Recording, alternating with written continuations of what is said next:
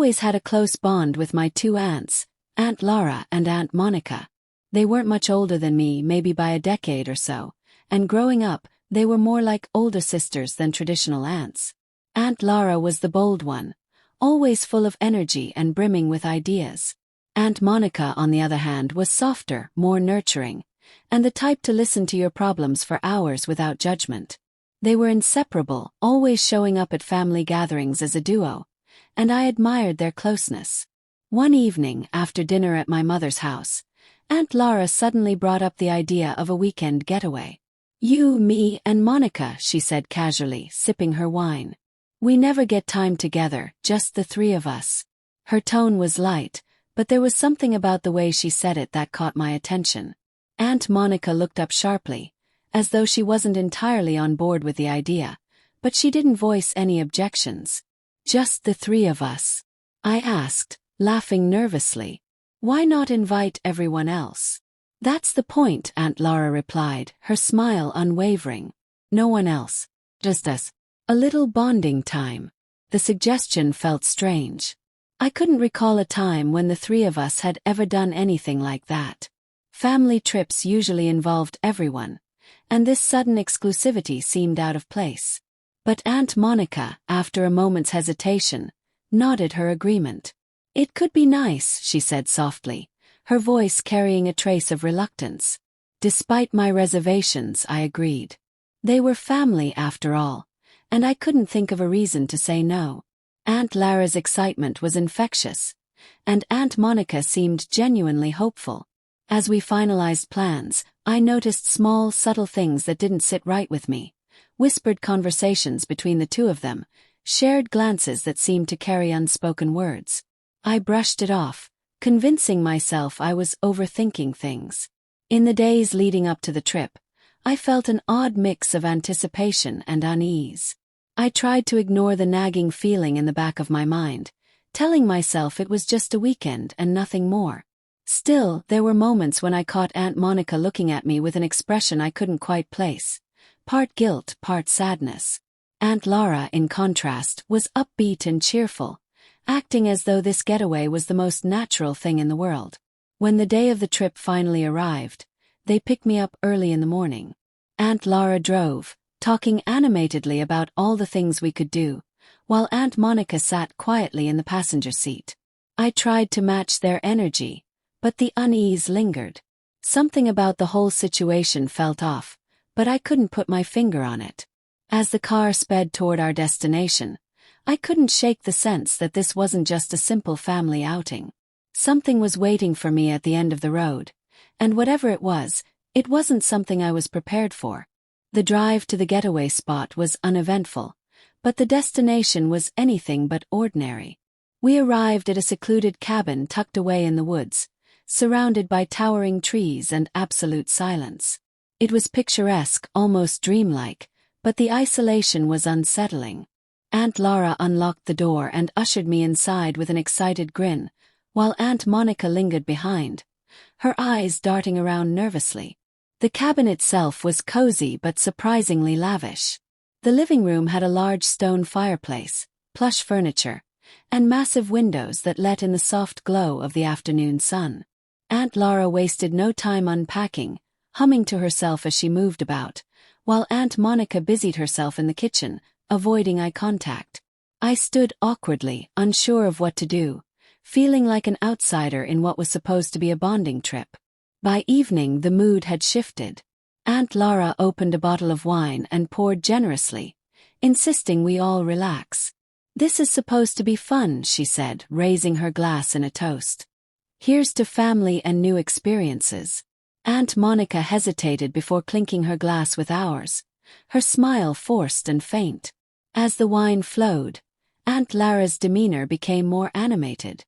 She started sharing stories from her younger days, wild, unfiltered tales that I'd never heard before. It was surprising, almost shocking, to hear her speak so openly. Aunt Monica, however, seemed increasingly uncomfortable, her glances toward me growing more frequent and apologetic.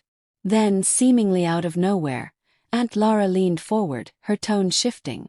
You know, she began, her voice lower. Monica and I were talking, and we thought this trip could be an opportunity. An opportunity for what? I asked, the casual tone of the evening suddenly evaporating. To explore, she said cryptically, her eyes glinting with something I couldn't quite place. Aunt Monica's hand shot out to her sister's arm as if to stop her, but Lara pressed on. To break out of our comfort zones.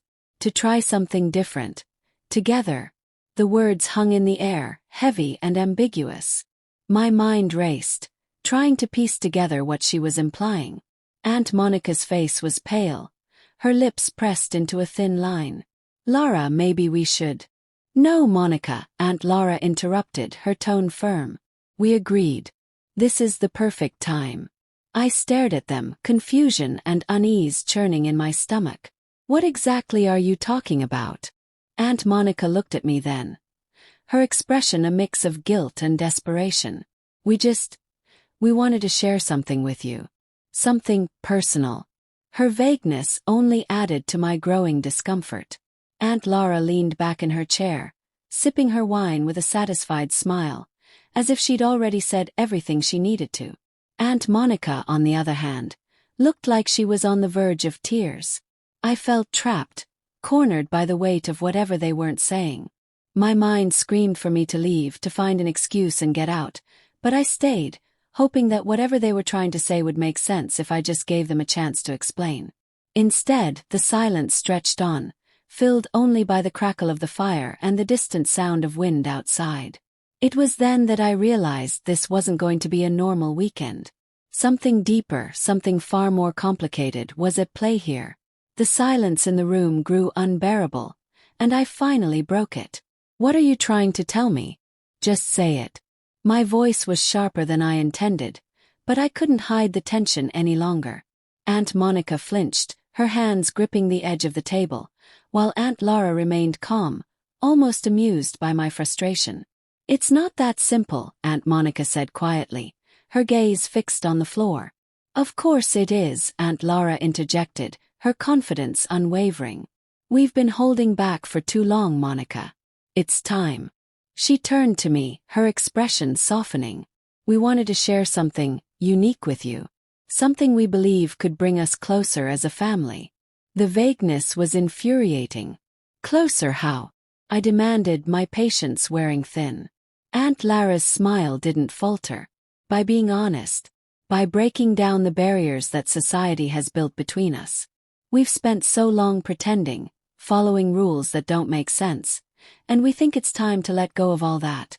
Her words were cryptic, but their implications began to take shape in my mind. My heart raced as I tried to process what she was saying. You're not making any sense. Just tell me what this is about. Aunt Monica finally looked up, her eyes glistening with unshed tears. We've always felt like we couldn't fully be ourselves, even around family. And we thought maybe you'd understand. Her voice cracked, and she looked away again, unable to meet my eyes. Understand what? I asked, my voice shaking.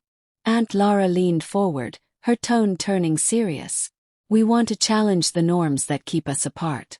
We want to redefine what family means. And we want you to be part of that journey with us. The room seemed to tilt, and I gripped the arms of my chair to steady myself. Their words were heavy with implication, and I couldn't ignore the undertones any longer.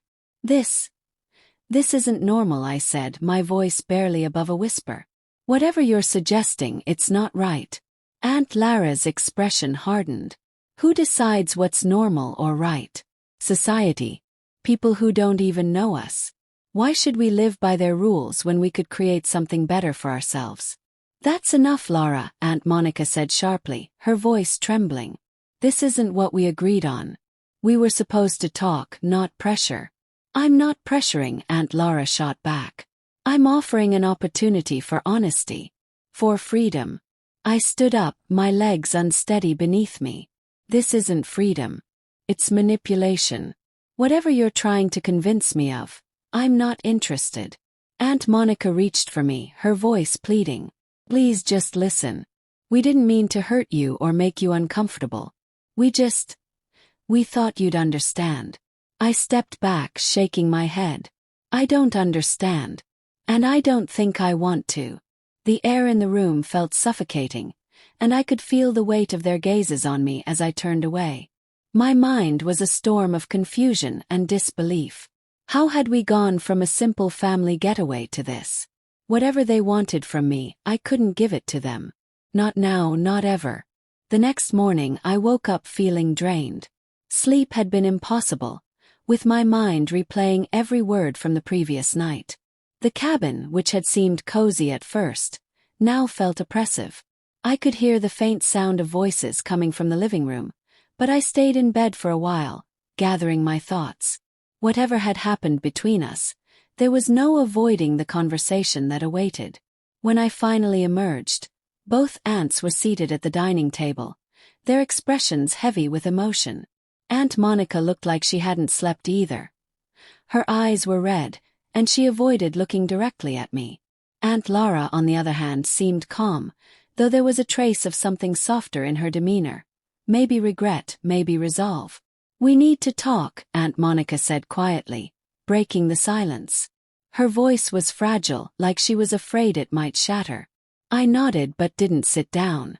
"I don't even know where to begin," I said, my voice edged with frustration. "What you both said last night. It crossed a line. A big one." Aunt Laura leaned back in her chair, her confidence noticeably dimmed. "We didn't mean to upset you," she began, her tone measured. "We thought this trip would be a chance to have an honest conversation, to explore something we've been struggling with for a long time. Clearly we misjudged." "You think?" I shot back, my anger finally breaking through. "Whatever you're going through, it doesn't justify dragging me into it like this." Aunt Monica's head snapped up. "You're right," she said, her voice firm despite the tears in her eyes. "You're absolutely right. We should have handled this differently. I should have stopped it before it got to this point." Aunt Laura glanced at her sister, a flicker of irritation crossing her face, but she didn't argue.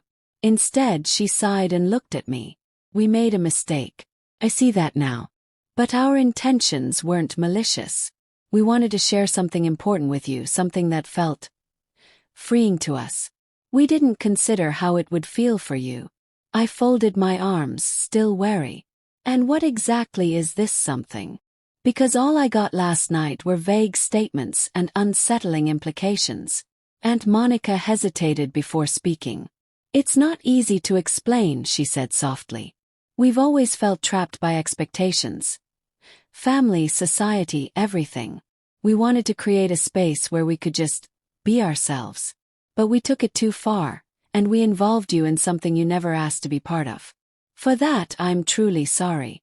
There was a sincerity in her voice that I couldn't ignore, but it didn't erase the damage that had been done.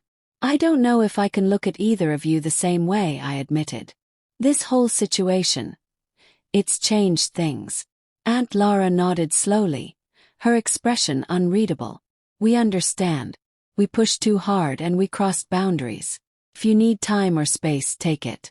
Just know that we never meant to hurt you." I didn't respond right away. The room was thick with unspoken emotions, but I didn't have the energy to unpack them. "I think I'll head back early," I said finally, my voice steady but cold. Neither of them tried to stop me. Aunt Monica nodded, tears slipping silently down her cheeks, while Aunt Laura looked away, her jaw tight. As I packed my things and stepped outside into the crisp morning air, I felt a mixture of relief and sadness. The bond I'd always cherished with my aunts felt fractured, maybe beyond repair. I didn't know if time would heal it or if we'd ever find a way back to how things were before. But one thing was clear. Some lines, once crossed, can never be erased. And sometimes the only way to move forward is to walk away.